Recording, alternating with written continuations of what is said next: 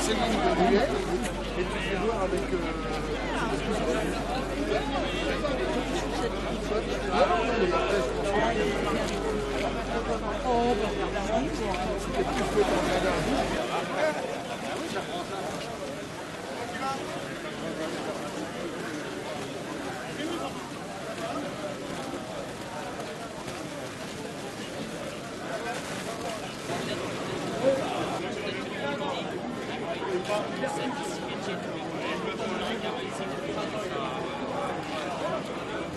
C'est avec une certaine émotion qu'au nom du syndicat CGT des cheminots de La Roche-Migène, je souhaite ici rendre hommage à Louis Riglet, torturé à mort par les nazis à l'hôpital psychiatrique d'Auxerre.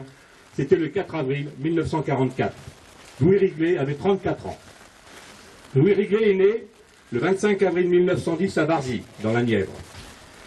Dès son enfance, il habite à Auxerre, en face de la gare Saint-Gervais, et apprend le métier de charpentier dans une entreprise de l'Auxerrois. Il se marie le 6 octobre 1928 et a 2 filles. Il fait son service militaire au 4e régiment d'infanterie, puis est mobilisé le 1er septembre 1939 au 204e régiment d'infanterie. Il part aux armées en Moselle, puis en Meurthe-et-Moselle, où il est fait prisonnier avec son régiment. Il est placé en congé de captivité pour reprendre son emploi à la SNCF, à Villeneuve-Saint-Georges, sous le contrôle de la commandature du lieu. Adhérent à la CGT et au Parti communiste, tous deux clandestins, il y organise la résistance. Il est muté à La Roche-Migène en 1942, après les fusillades de Pierre Picard, secrétaire de l'Union locale des syndicats CGT de Migène et responsable du Parti communiste. Au dépôt de La Roche-Migène, Louis Riglet réorganise la résistance que la répression avait privée de ses chefs. Par des contacts avec les roulants, les ouvriers de l'atelier de réparation, il se réserve personnellement les plus gros coups. Au dépôt, 17 locomotives sont mises hors d'usage. En août 1943, destruction du tour à roue et de l'adduction d'eau. À Sens et à Verginy, destruction de locomotives. En dehors du département, un tour à roue est détruit à Villeneuve-Saint-Georges, une grue de dépannage à la gare de Lyon à Paris, incendie d'une usine de filets de camouflage à Migène, destruction d'une porte d'écluse sur le canal de Bourgogne, etc., etc., etc. Après avoir fait dérailler un train militaire allemand chargé d'armement lourd au pont aux Vaches à Cheny, le 23 février 1944, mais les bistrots de Migène sont infiltrés par les indicateurs et le 31 mars 1944, Louis Riglet est arrêté dans l'une de ses planques au 13 rue Diderot, près des cités, dans les cités SNCF, pas très loin de la rue qui porte désormais son nom et de la rue Pierre-Sémard. Tout dans sa carrière est fait de coups d'éclat, d'exploits techniques, d'actions extraordinaires. Il était débrouillard, indépendant, sympathique. Il milite activement à la CGT et au Parti communiste à Migène, en compagnie de ses camarades Henri Séguinet, son compagnon de sabotage, et Henri Surier, secrétaire du syndicat CGT des cheminots de La Roche-Migène, clandestin. Décédé lui aussi des suites de tortures infligées par les nazis le 11 mai 1944. Louis Riglet appartenait à la compagnie Pierre-Sémard, c'est chez les francs-tireurs partisans du secteur, FTP, avec qui il avait de fréquents contacts. Le comité militaire régional des FTP se réunissait souvent à La Roche-Migène. Le 4 avril 1944, M. Jean Moreau, maire d'Auxerre, est appelé par les nazis pour constat de décès dans une salle de l'hôpital psychiatrique afin de reconnaître un corps complètement disloqué et désarticulé. C'était celui de Louis Riglet. Louis Riglet a été torturé à mort pour n'avoir pas parlé. Aujourd'hui, au-delà de Migène et du département, Louis Riglet est perçu comme il a été réellement, c'est-à-dire un des héros de la bataille du rail. Je vous remercie. À Hitler et à Mussolini, l'Espagne, l'Autriche, l'Albanie et la Tchécoslovaquie. Et maintenant, ils livrent la France. Ils ont tout trahi. Après avoir livré les armées du Nord et de l'Est, après avoir livré Paris, ses usines, ses ouvriers, ils jugent pouvoir, avec le concours d'Hitler, livrer le pays entier au fascisme.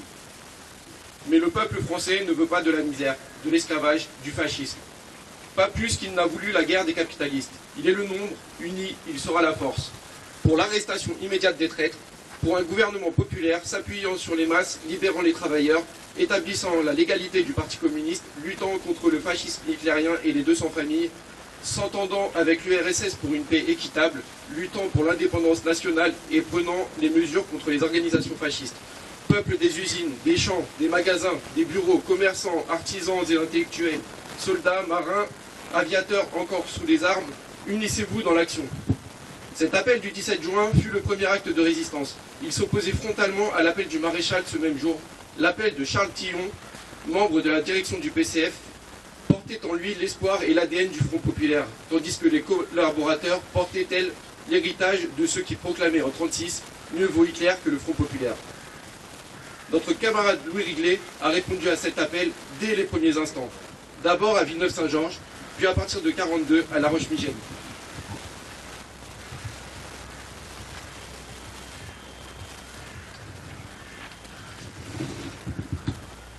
Ici même, notre camarade réorganise une résistance durement touchée par la répression allemande, multipliant les actions jusqu'à sa capture et sa mort sous la torture le 4 avril 1944, en n'ayant jamais parlé. Pour ce faire, il aura pu compter sur d'autres camarades. On pourra citer entre autres Henri Surier qui connaîtra le même sort, Henri Séguinet ou encore Léa Paris, que nombreux camarades de Villeneuve-Saint-Jean ont dû connaître. Honorer la mémoire de notre camarade à l'occasion du 80e anniversaire de son assassinat revêt une importance particulière aujourd'hui. Le programme du CNR, largement détricoté, continue à être la cible quotidienne d'attaques de la part du gouvernement. Les médias sont à 80% aux mains de quelques milliardaires acquis aux thèses réactionnaires et parfois même fascistes. Et 89 députés d'extrême droite œuvrent dans l'hémicycle sous l'égide d'un parti issu de la collaboration et dictent l'agenda politique à la majorité. Ce qui rejoint une actualité internationale qui voit une montée constante de l'extrême droite en Europe comme partout dans le monde. Au pouvoir à Israël, elle mène un véritable génocide contre le peuple palestinien et ne se voit que continuellement condamnée par les grandes démocraties. La Russie, engagée dans un conflit impérialiste contre l'Ukraine, fait entrer la guerre aux frontières de l'Union européenne. Et notre président, entre inconstance et inconsistance, utilise la carte de la peur pour faire diversion sur ses difficultés sur le plan national. Guy Môquet nous demandait « Vous tous qui restez, soyez dignes de nous, les 27 qui allons mourir », avant de se présenter au peloton nazi, livré par le gouvernement de Vichy. Se montrer digne, c'est honorer la mémoire de Louis Riglet, de Henri, de Guy, de Michak, de Daniel, de toutes et tous les résistants. C'est aussi se battre au quotidien pour la justice, la paix, le progrès, et remettre l'humain d'abord. Minute de silence.